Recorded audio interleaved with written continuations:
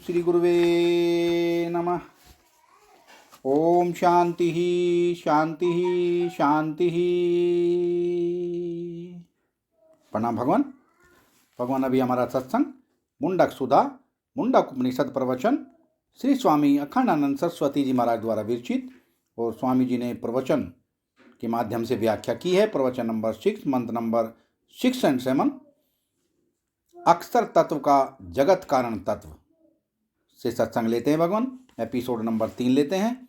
स्वामी जी बताते हैं कि अज्ञानी की पहचान यह है कि वह कहे कि शंकराचार्य जी को जो ज्ञान था वह हमको नहीं है, ब्रह्मा विष्णु को जो ज्ञान था सो हमको नहीं है। विशेष ज्ञान नहीं ब्रह्म ज्ञान, सामान्य ज्ञान नहीं विशेष ज्ञान नहीं ब्रह्म ज्ञान। तो आप इससे भी घबराना नहीं। हम तो समझते हैं कि संसारी लोग अपनी स्त्री की, अपने पति की, अपने पुत्र की, अपने भाई की, अपने माँ बाप की जितना संसार में सह लेते हैं और संसार का काम करते हैं, अगर वह इतना ही कभी साधुओं को सहना पड़े तो सह नहीं सकते।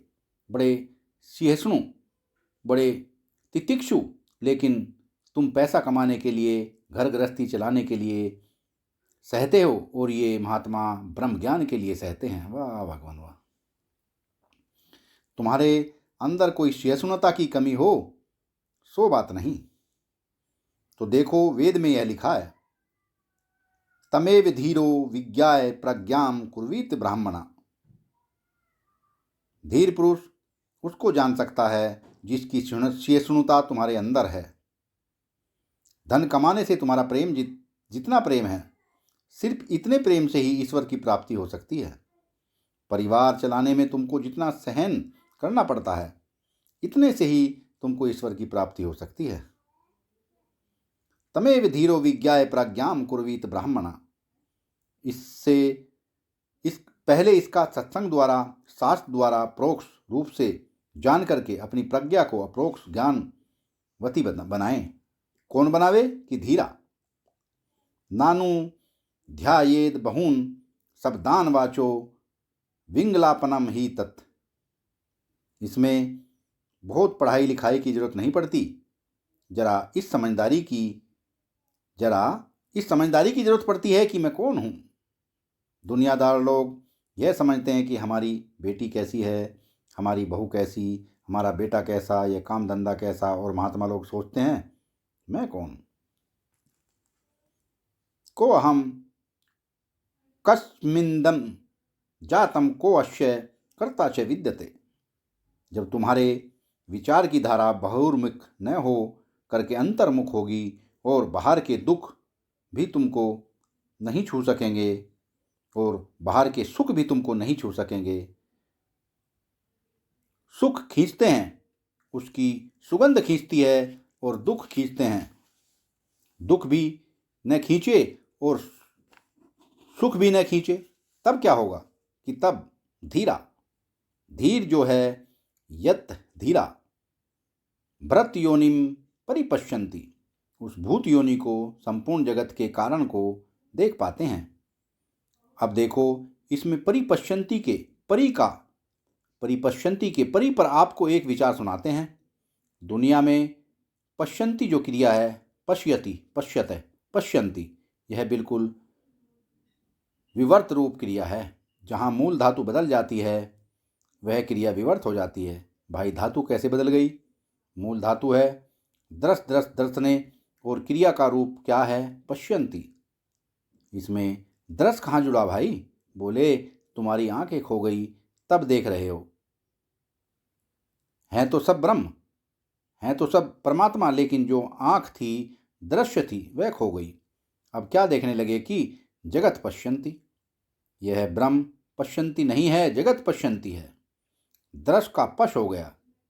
आप देखो आंख नहीं रही, पश हो गई। दर्शती नहीं होता, दृश्यति नहीं होता, पश्यति हो जाता है। दृश्य का पश्यति हो गया। यह क्रिया ही विवर्त रूप हो गई। इसमें क्या बात है? देखो आप, ज्ञान जो होता है, ज्ञान जिसका नाम है दर्शन, दर्शन दृष्टि, दर्शन ज्ञान। दर्शन दृष्टि दर्शनम ज्ञानम।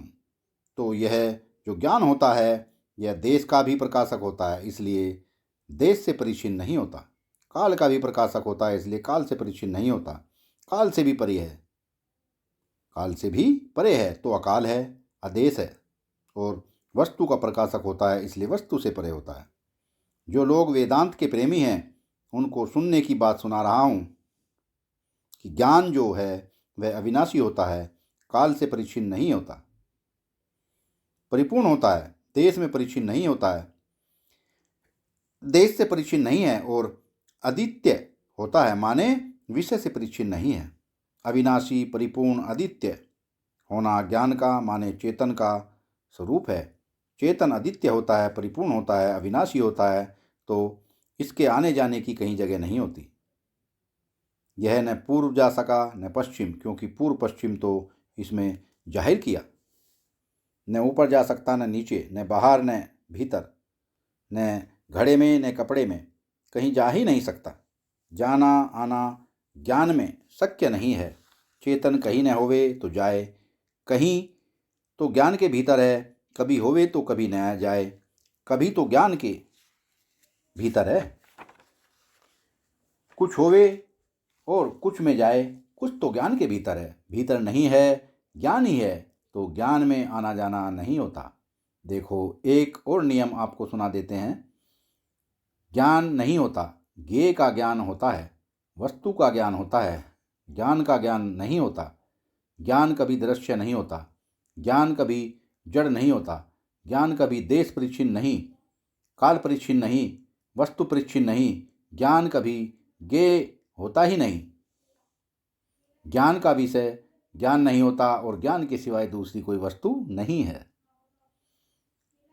दो बात आपको सुनाई। एक, ज्ञान स्वयं जाना नहीं जाता, वह सबको जानता है, वह प्रकाशता है, प्रकाशा नहीं जाता। और दूसरा, ज्ञान के सिवाय दूसरी कोई वस्तु नहीं, तब ज्ञान किसको प्रकाशे।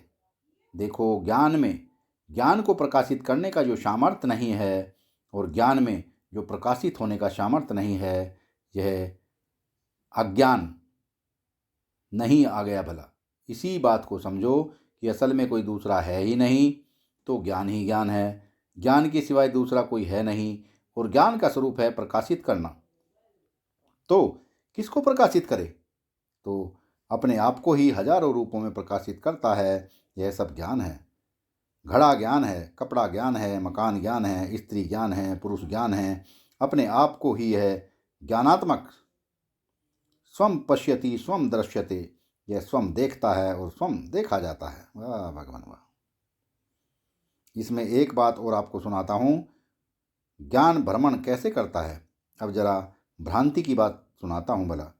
भ्रमण करना कैसे? जैसे यह मालूम पड़ता है हमारे हृदय में जो ज्ञान है वह आँख के रास्ते किताब में आ गया, और वहाँ जो काली काली लकीरें अक्षरों के रूप में खिंची हुई हैं उनसे टकरा करके फिर लौटा। तो मैंने कहा, वह क्या लिखा है कि यथोर्ण अनाभिसर्जते ग्रहते च यद् भूत योनिम परिपश्यन्ति धीरा। तो अब यह पीछे तो ज्ञान कलेजा में और आगे रही किताब। हम कहते हैं ज्ञान कलेजे में से निकलकर आँख के रास्ते से किताब पर गया, और किताब में लिखे हुए अक्षर हमारे हृदय में आए। तब हमने पढ़ा, यह क्या हुआ? यह ज्ञान की चहलकदमी हो गई, ज्ञान का सैर सपाटा। ज्ञान ने सैर सपाटा किया। क्या कि कलेजे से निकलकर आँख में, आँख से निकलकर किताब में, किताब से लौटकर फिर कलेजे में आ गया। यह ज्ञान का सैर सपाटा हो गया। तो आजकल के वैज्ञानिक भी यह बात मानते हैं और वेदांत भी यह बात मानता है कि असल में ज्ञान आँख से निकलकर किताब पर नहीं जाता। यह फोटोग्राफ का जो सिद्धांत है, कैमरा सिद्धांत, उसमें कैमरा निकलकर जिसका फ़ोटो लिया जाता है उसके पास नहीं जाता। जिसकी फ़ोटो ली जाती है उसकी परछाई पड़ती है कैमरे में, और वहाँ वह खिंच जाता है फ़ोटो। कैमरा नहीं जाता, आदमी की परछाई जाती है। अब देखो, ये जो अक्षर हैं इन पर हमारा ज्ञान नहीं जाता। ये अक्षर आँख के रास्ते हमारे जो संस्कार हैं कि ऐसी लकीरें हो तो कै, ऐसी लकीर हो तो खै। यह जो अध्यापकों ने जो हमारे चित्त पर संस्कार डाल दिया है, इन अक्षरों की फ़ोटो पड़ती है हमारी आँखों में और आँखों के रास्ते कलेजे में, और वहीं हम पढ़ते हैं। हमारी जो पढ़ाई होती है वह जो फ़ोटो पड़ता है उसकी है। यह प्राप्तकारी और अप्राप्तकारी इंद्रियों के संबंध यह प्राप्तकारी और अप्राप्तकारी इंद्रियों के संबंध बड़ा भेद है। कोई समझते हैं कि कान और आँख अपने विषय देश में जाकर ग्रहण करते हैं, और कोई कहते हैं नहीं, सभी विषय इंद्रिय देश में ही आते हैं। गंध कब मालूम पड़ती है? जब नाक में घुसती है। नाक गंध के पास नहीं जाती, गंध नाक के पास आती है। जीभ स्वाद के पास नहीं जाती, स्वाद जीभ के पास आता है। त्वचा स्पर्श के पास नहीं जाती, स्पर्श त्वचा के पास आता है। कान शब्द के पास नहीं जाता, शब्द कान के पास आता है। और आँख रूप के पास नहीं जाती, रूप आँख के पास आता है। सत्संग को विराम देते हैं भगवान, आगे का सत्संग कर लेंगे। प्रणाम भगवान।